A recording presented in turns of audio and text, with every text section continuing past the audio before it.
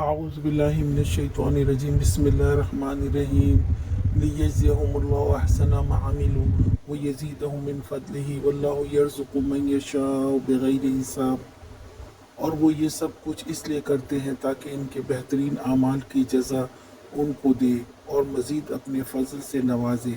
اللہ جسے چاہتا ہے بے حساب دیتا ہے۔ ایسے مومن جن کے دل غافل نہیں ہوتے وہ اپنے احسن جزا کا بدلہ کئی گنا بہتر پائیں گے۔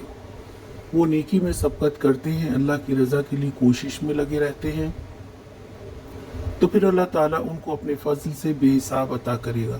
اس آیت میں مومنین کی کوششوں کو اللہ تعالیٰ نے سراہا ہے کہ جو لوگ اس کی راہ میں اس کے گھر کو آباد کرنے، اس کی رضا جوئی میں لگے رہتے ہیں، ان کے کام کاج معمولات زندگی ان کو رب کی یاد سے غافل نہیں کرتے۔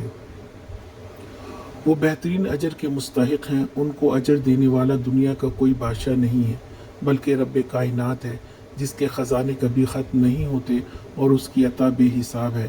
اللہ تعالیٰ کی عنایت ہے، بے حساب ہے، ان گنت ہے، جسے چاہے وہ جتنا عطا کرے۔ آج کا سوال، مومن کا دل کیسا ہوتا ہے؟